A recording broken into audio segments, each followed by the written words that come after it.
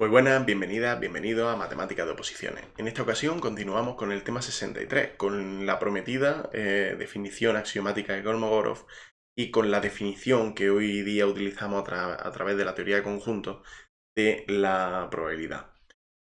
Pues bien, comenzamos. Dado un espacio medible, que ya hemos visto lo que es un espacio medible, dado por el espacio muestral y por una sigma álgebra basada en en los sucesos que podemos observar del espacio muestral, se define una probabilidad como la función p, esta p recta con el palo vertical, para poder diferenciarla del conjunto de partes de omega, del suceso A en R,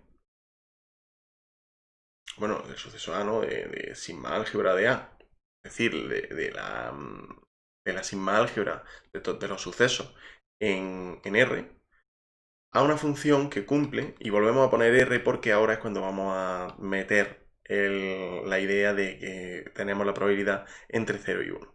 De hecho, el primer axioma nos dice que la probabilidad va a ser mayor o igual que 0 para todo elemento de la sigma álgebra. De nuevo aquí tenemos una confusión. Tal y como yo hago la A, la hago muy parecida. Esta es una sigma álgebra, esta es una sigma álgebra, esta es la misma sigma álgebra.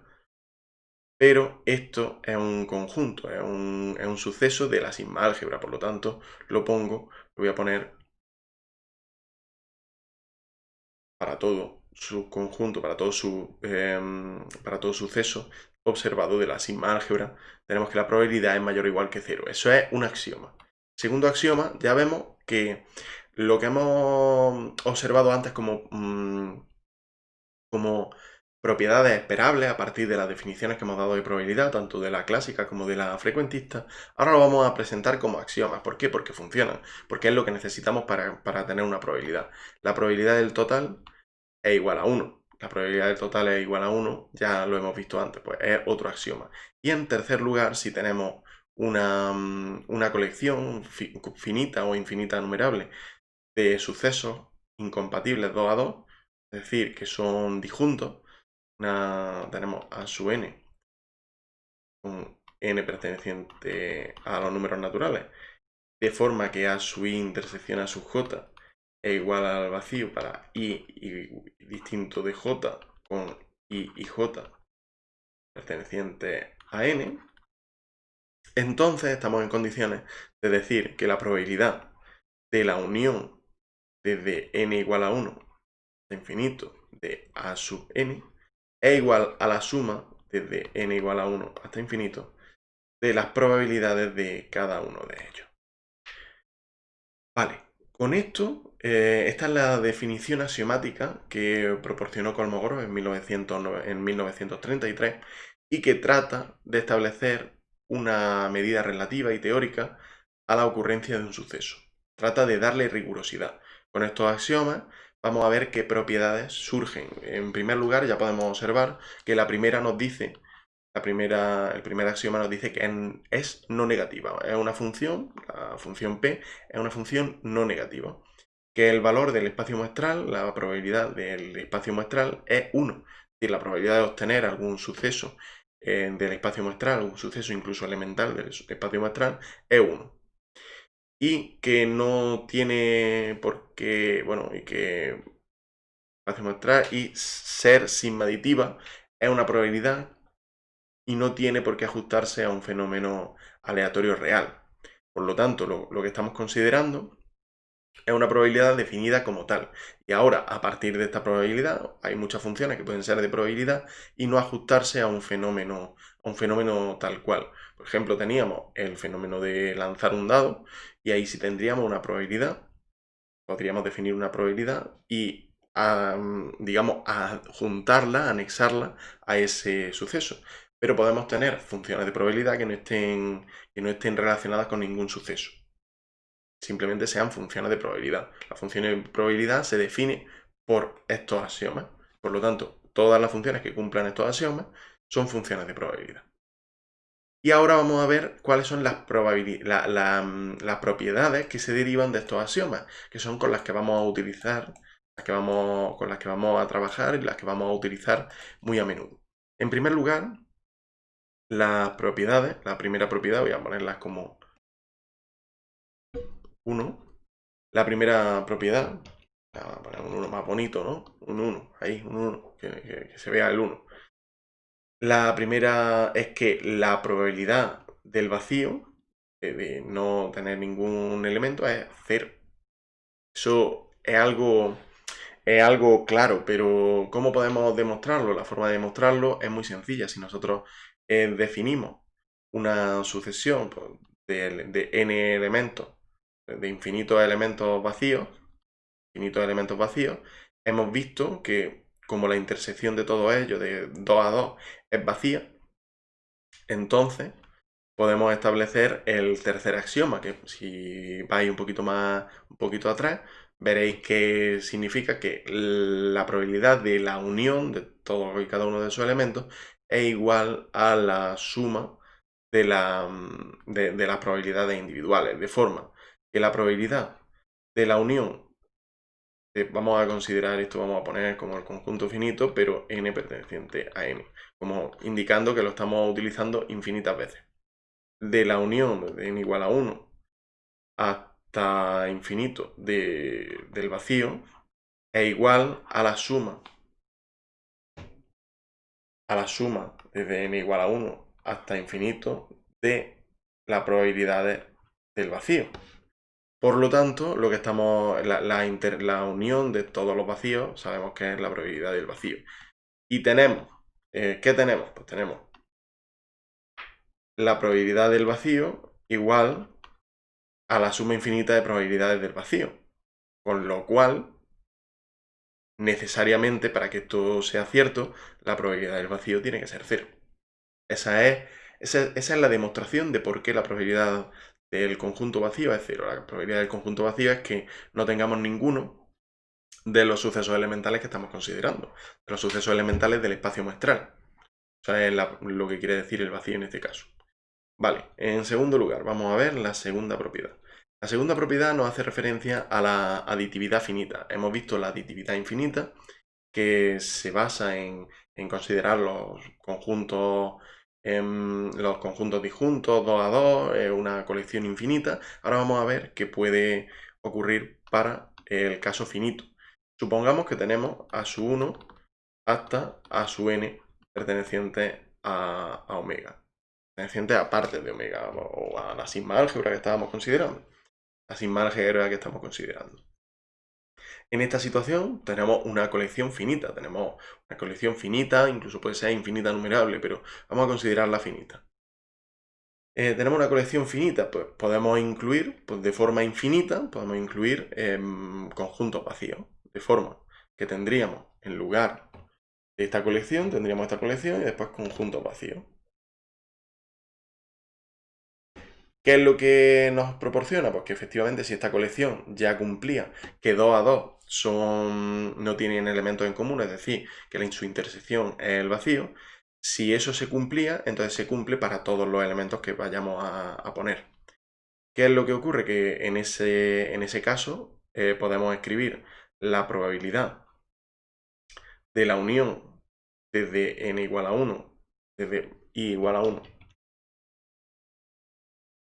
hasta n de a su 1 porque al unir de a su i, porque al unirle los conjuntos vacíos también irían aquí unidos, pero al unirle los conjuntos vacíos se quedan exactamente igual, por lo tanto lo voy a poner directamente.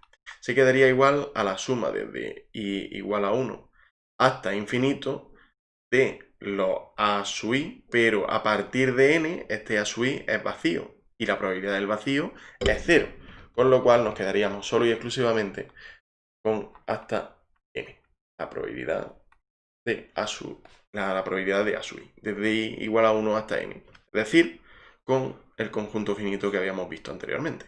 Y aquí tenemos la probabilidad, la propiedad de aditividad finita. Hemos visto la de aditividad infinita, que era la que nos proporcionaba el enunciado, y esta es la de aditividad infinita, la de aditividad finita, perdón. En cuanto a la probabilidad del suceso, hay diferentes probabilidades de suceso y teniendo en cuenta las definiciones de los sucesos que estemos considerando, por ejemplo, si consideramos lo que se denomina el suceso complementario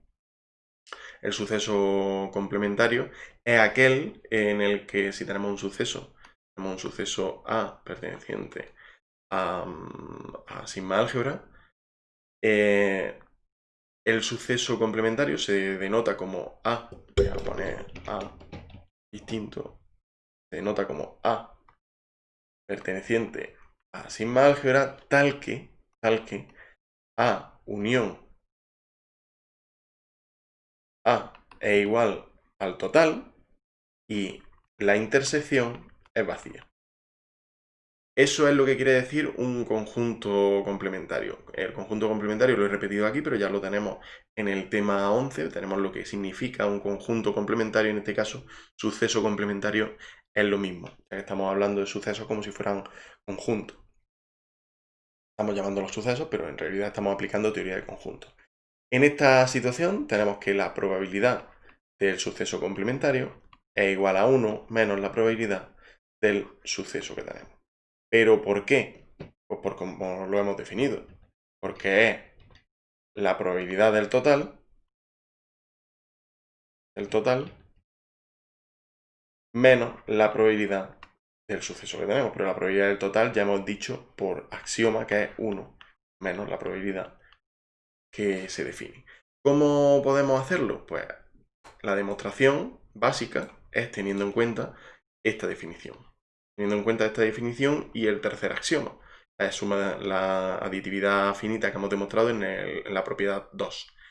La probabilidad del total es igual a la probabilidad de la intersección, de la unión de A y A complementario, pero eso, por la aditividad finita, tenemos que es igual a la suma, voy a ponerlo directamente, la suma de estos dos, porque como son dos, la probabilidad de A más la probabilidad del complementario. Efectivamente, como la probabilidad del total es 1, entonces la probabilidad del complementario, simplemente al despejar, tendríamos que es 1 menos la probabilidad de A. Así es como se demuestra esta propiedad, la propiedad basada en el complementario, cómo se calcula la probabilidad del complementario. Bien, borro esto. Vamos a dejar solo, exclusivamente, lo que importa, que es que la probabilidad del complementario es igual a 1 menos la probabilidad del suceso que estamos hablando. En la cuarta propiedad podemos hablar de la probabilidad de la diferencia. La probabilidad de la diferencia tiene diferentes, para valga la redundancia, tiene diferentes aspectos. La probabilidad de la diferencia hablamos de la probabilidad de A menos B, teniendo en cuenta que A y B son sucesos. La probabilidad se calcula como la probabilidad de A menos la probabilidad de la intersección de A y B. ¿Qué particularidades tiene? Esto es para cualquiera dos sucesos. ¿Qué particularidades tiene? Pues vamos a considerar que A y B son sucesos tales que A contiene a B. Es decir, B está contenido en A. Si B está contenido en A, la intersección de A y B es precisamente B. Luego, en este caso, la probabilidad de A menos B sería igual a la probabilidad de A menos la probabilidad de B. Porque la intersección de A y B es la probabilidad es B, el suceso B, porque B está contenido en A. Por definición de lo que estamos de intersección, por definición de intersección y de definición de los conjuntos A y B. Si A está contenido en B, entonces la probabilidad de A menos la probabilidad de B, la intersección de A y B es la probabilidad de A. Por lo tanto, lo que tenemos es que entonces la probabilidad de B es menor o igual que la probabilidad de A. La probabilidad de B es menor o igual que la probabilidad de A.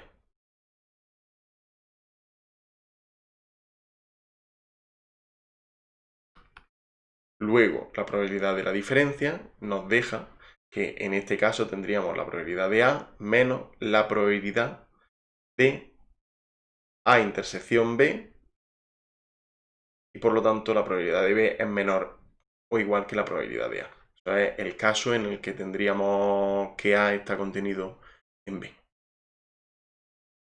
En el tercer caso tenemos algo que llevábamos esperando y que he ido adelantando, que la probabilidad de todo suceso está entre 0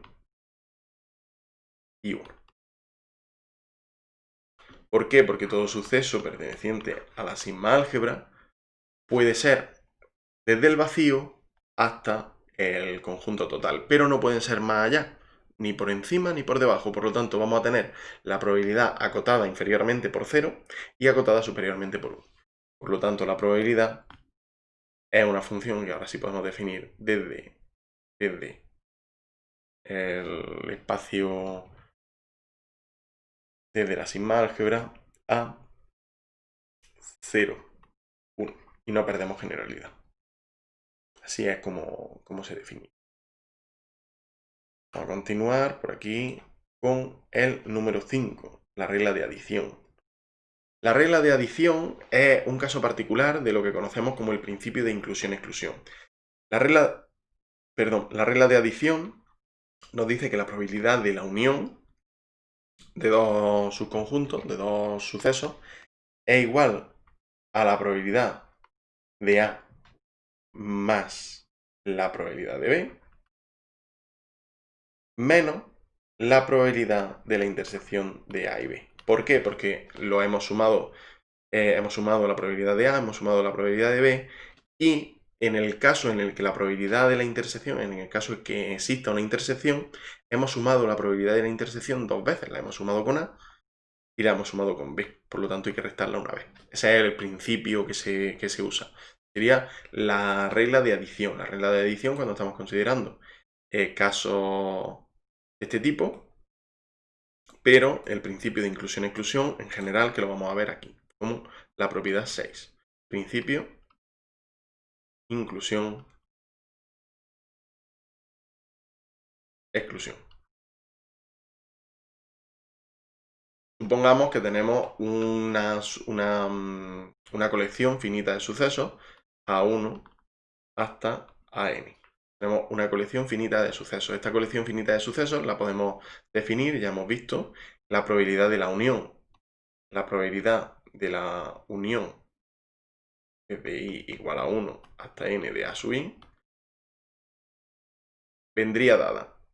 Si fueran, en el caso en el que tenemos el axioma número 3, que nos dice que son disjuntos, 2 a 2, entonces no tenemos problema ninguno. Esto sería igual directamente a la suma de las probabilidades de cada uno de los sucesos independientemente. Pero cuando no sabemos si tienen intersección vacía 2 a 2, entonces, en el caso general, tenemos esta expresión, la sumatoria desde i igual a 1 hasta n de la probabilidad de cada uno de ellos por separado, menos la sumatoria desde i igual a 1 hasta n, desde igual a 1 hasta n.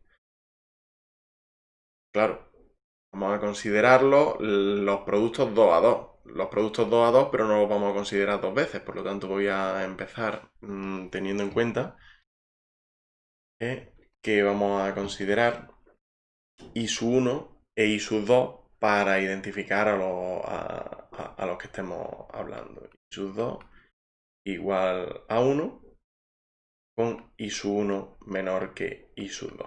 Estamos considerando sobre los que estamos hablando, sobre los sucesos que estamos hablando. A sub 1 y 1 intersección A sub i 2. Vale, sería la intersección de cada dos. De forma final, extendiéndolo a las n posiciones que tenemos, diríamos menos 1 elevado a n más 1, por la probabilidad de la intersección de todos y cada uno de los elementos que intervienen. A sub i desde i igual a 1 hasta n. De esta forma tenemos el principio de inclusión-exclusión. No dependemos solo y exclusivamente de que sean disjuntos 2 a 2, sino que no siendo disjuntos 2 a 2, también podemos calcular la suma de todo ello, la unión de todo ello, la probabilidad de la unión, que es lo que se busca. Posteriormente tenemos un séptimo apartado que se denomina subaditividad. Subaditividad, vamos a ponerlo por aquí. Séptima propiedad, subaditividad. Subaditividad que puede ser subaditividad finita o subaditividad infinita. ¿De qué se deriva la subaditividad? Se deriva principalmente del axioma número 3, que hemos visto que cuando son disjuntos pasa algo concreto, que es que la probabilidad de la unión de todos los sucesos de los que estamos hablando es igual a la suma de las probabilidades de los sucesos de forma individual. Y también se deriva de la propiedad número 6 que hemos visto anteriormente, el principio de inclusión-exclusión. Y es que en el principio de inclusión-exclusión, cuando no son disjuntos, sumamos todo. De forma individual, la probabilidad de la unión de todos ellos es igual a la suma de las probabilidades individuales menos la suma de las probabilidades 2 a 2, intersección 2 a 2, más la suma de las probabilidades de intersección 3 a 3, y así, como lo hemos visto anteriormente. De esa forma llegamos a la conclusión, tanto finita como infinita, la aditividad puede ser la subaditividad finita o infinita, de que estamos hablando de que la probabilidad desde i igual a 1 hasta n, si lo hacemos de forma finita, si lo hacemos de forma infinita sería hasta infinito, simplemente, es menor o igual que la suma desde i igual a 1 hasta n, si lo hacemos de forma infinita, la subaditividad es infinita, n sería infinito y es lo único que cambia, por la probabilidad de la probabilidad de a sub i. Es menor o igual. ¿Por qué? Porque se cumple que sea igual solo y exclusivamente cuando 2 a 2 son disjuntos, que es lo que se ve en el apartado 3, en el axioma número 3. Y por último, su aditividad hemos visto finita e infinita. Y en el 8 tenemos lo que se denomina la desigualdad de Boole.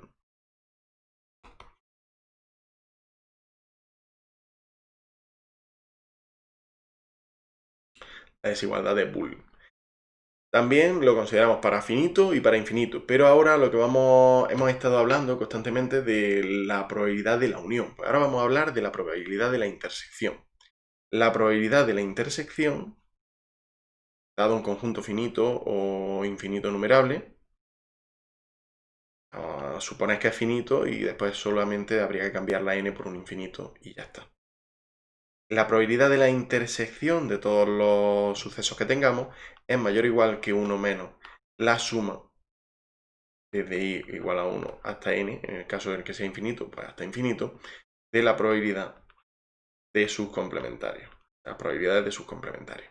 Y esto se deriva también de la probabilidad de las propiedades número 6, número 5, número 7, que vienen a decir la probabilidad, la inclusión, exclusión, la subaditividad finita e infinita, y sobre todo también del axioma número 3, que es la aditividad infinita.